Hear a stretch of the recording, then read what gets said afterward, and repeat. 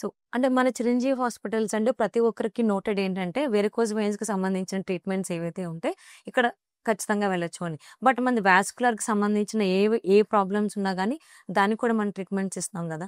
కొన్ని వేరే సెంటర్‌లో చూసుకుంటే పర్టిక్యులర్‌గా ఒకదానికి సంబంధించిన ట్రీట్మెంట్స్ మాత్రమే వాళ్ళిస్తున్నారు. సో, వాళ్ళకి మనకి ఉన్నటువంటి ఆ డిఫరెన్స్ వ్యత్యాసం ఏంటి? యాహ్!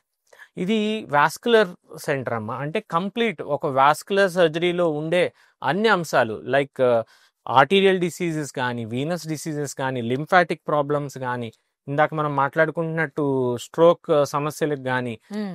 ఫైబ్రాయిడ్స్, యూట్రైన్ ఫైబ్రాయిడ్స్‌కి, ఏవీ మాల్‌ఫార్మేషన్స్‌కి, ఎంబోలైజేషన్స్‌కి, అయోర్టిక్ మెయిన్ పెద్ద రక్తనాళం సమస్యలకి, అయోర్టియా సమస్యలకు గానీ, హ్మ్. అన్ని రక్తనాళాల సమస్యలు ఎక్కడి నుంచి అంటే షుగర్ వల్ల వచ్చే కాలు పుండ్ల దగ్గర నుంచి, వారికోస్ వెయిన్స్ నుంచి హ్మ్. అన్ని సమస్యలకి మనకు ఒక్క రూఫ్‌లోనే మనకు ట్రీట్మెంట్ దొరికేది. అడ్వాన్స్‌డ్ అది కూడా.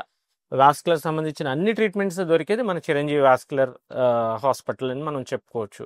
So, okay. దీనిలో మీకు ఎక్స్‌క్లూజివ్ వాస్కులర్ సెంటర్. నేను ఓన్లీ ఒక వారికోస్ వెయిన్స్ మాత్రమే కాదు. ఇదొక ఒక సర్జరీ, ఒక రేడియాలజీ సెంటర్ లాగా కాదు. It is hmm. కంప్లీట్‌లీ ఒక వాస్కులర్ కింద ఏమేమి ట్రీట్మెంట్స్ ఉన్నాయో ఏ టు జెడ్.